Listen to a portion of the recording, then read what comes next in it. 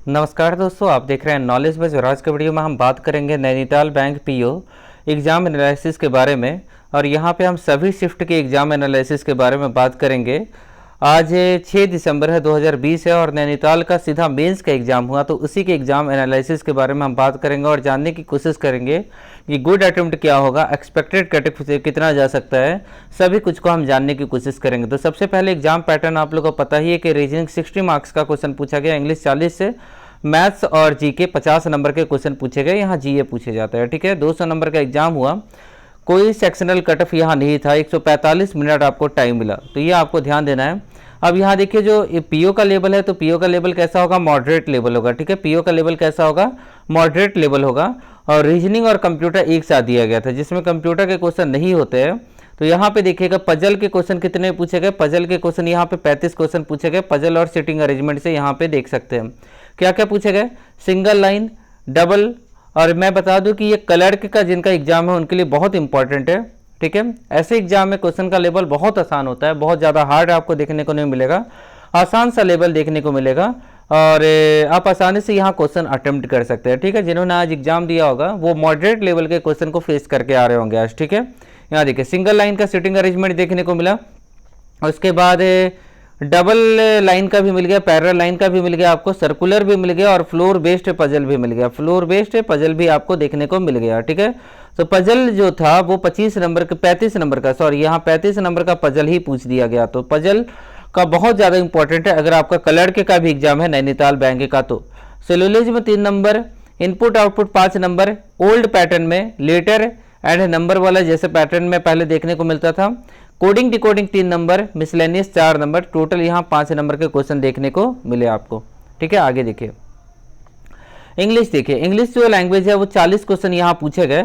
और यहाँ पे इंग्लिश में पहले मैं बता देता हूँ रीजनिंग में गुड अटेम्प्ट कितना होना चाहिए। तो यहाँ मुझे जहाँ तक लगता है कि आपको 28 से 30 क्वेश्चन बनाना चाहिए। मान लीजिए कि 28 क्वेश्चन आपने सही बनाया तो बहुत अच्छा अटेम्प्ट, मैं मानूंगा कि 28 से क्वेश्चन बहुत अच्छा अटेम्प्ट होगा। तो गुड अटेम्प्ट मेरे हिसाब से 28 होना चाहिए। उसके बाद अगर इंग्लिश के बारे में बात करें तो इंग्लिश का भी कोई नया पैटर्न देखने को नहीं मिला आपको। एक रीडिंग कॉम्प्रीहेंशन 9 नंबर का देखने को मिला, ठीक है। यहाँ पे 9 नंबर का रीडिंग कॉम्प्रीहेंशन और यहाँ पे बायोमेट्रिक पे कुछ मिला, ठीक है। उसके बाद यहाँ पे देखिएगा error detection, common error 10 number का यहाँ देखने को मिला, ठीक है। 10 नंबर का common error, sentence rearrangement 7 number का जो कि आसान होता है, 5 नंबर का क्लोज टेस्ट और 9 नंबर का मिसलेनियस। टोटल यहाँ पे 40 नंबर में से 20 क्वेश्चन तो आपको बनाने चाहिए, 20 नंबर आपके होने चाहिए, ठीक है, इस एग्जाम में।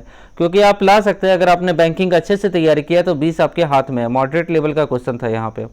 उसके बाद मैथ्स में देखिए, मैथ्स में अगर हम बात करें यहाँ पे तो मैथ्स में यहाँ पे देखिएगा डबल 15 डीआई पूछा गया 15 नंबर का, जिसमें पाई चार्ट पूछा गया, डबल बार ग्राफ पूछा गया और कैसलेट पूछा गया 15 नंबर का, ठीक है। जिसमें से 10 नंबर तो आप बना ही सकते हैं। Simplification 5 number, quadratic equation 5 number, wrong number series 5 number और अर्थमेटिक कितना पूछा गया यहाँ पे 20 नंबर। यहाँ पे गुड अटेम्प्ट मैं बोलूंगा 25 क्वेश्चन आपको बनाना चाहिए, 25 मार्क्स आपको लाना चाहिए यहाँ से, ठीक है। आगे देखिएगा जनरल अवेयरनेस का जो सेक्शन होता है वो थोड़ा हार्ड होता है और यहाँ पे क्वेश्चन देख सकते हो बहुत ज़्यादा हार्ड क्वेश्चन नहीं पूछा गया, बेसिक लेवल का क्वेश्चन पूछा गया। बैंक रेट से पूछा गया, पीई में पीई का फुल फॉर्म पूछा गया, फिर MIBOR का फुल फॉर्म पूछा गया और SGB लॉन्च ईयर पूछा गया, ठीक है। उसके बाद वर्ल्ड सिटी डेट थीम पूछा गया, योनो में एन का फुल फॉर्म पूछा गया, ठीक है। टैगलाइन ऑफ बैंक पूछा गया, जिस यहाँ पे मतलब बैंकिंग से रिलेटेड कुछ क्वेश्चन देखने को मिले, कुछ क्वेश्चन आपको करंट अफेयर के देखने को मिले और मिला जुला के यहाँ क्वेश्चन ठीक ठाक थे, मॉडरेट लेवल के क्वेश्चन थे।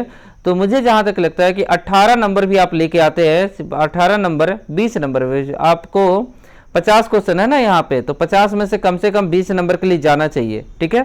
तो अब मैं बताता हूँ कि आपका ओवरऑल कितना गुड अटेम्प्ट होना चाहिए मिनिमम। यहाँ देखिए रीजनिंग में मैंने बताया, रीजनिंग में कितना बताया 30 से आपको बनाना चाहिए, ठीक है, 2 घटा दीजिएगा बाद में। मैथ्स में कितना बताया मैंने 25 क्वेश्चन, इंग्लिश में कितना बताया था, इंग्लिश में 20 क्वेश्चन और प्लस में जीए में कितना बताया मैंने 20 क्वेश्चन। टोटल यहाँ 40, 70 और यहाँ पे 105 हुआ, ठीक है ना, ये 105 नंबर हुआ यहाँ पे। लगभग आपको 110 से 115 नंबर तक जाना चाहिए। 110 से 115 नंबर तक आप जाते हैं इस एग्जाम में, तो मुझे लगता है कि आप हो सकता है कि जनरल कैटेगरी से क्वालिफाई हो जाए। ठीक है, अनरिजर्व कैटेगरी वाले कैंडिडेट को अगर 120 नंबर आ रहा है आप लोग का, तो आप बिल्कुल सेफ होंगे, तब आपको कुछ सोचना ही नहीं है। 120 नंबर अगर आप अभी सोच रहे हैं कि 120 नंबर तक आ जाएगा, तो आप बिल्कुल सेफ हो जाएंगे, आप क्वालिफाई 100% हो जाएंगे। अगर 120 के आसपास, 115 से 120 के आसपास आ जाता है, तो आप बिल्कुल सेफ होंगे। गुड अटेम्प्ट जो होना चाहिए, 130 क्वेश्चन आपको बनाना चाहिए। गुड अटेम्प्ट कितना होना चाहिए? 130 क्वेश्चन आपको बनाना चाहिए। ठीक है, गुड अटेम्प्ट में लगभग 130 प्लस आपका होना चाहिए मेरे हिसाब से, जिसमें से आपका 120 नंबर 115 नंबर के आसपास होना चाहिए, क्योंकि बैंक के एग्जाम में जो भी आप बनाएंगे वो सही बनाएंगे। आप गेस कहाँ कर सकते हैं? जीके में गेस कर सकते हैं। ठीक है, इंग्लिश में गेस कर सकते हैं, इंग्लिश में कुछ आपको लगता है अप डाउन कर सकते हैं, बट मैथ्स रीजनिंग में आप गेस नहीं कर सकते, जहाँ से आपको 55 नंबर तो मिनिमम लाना चाहिए मैथ्स और रीजनिंग से,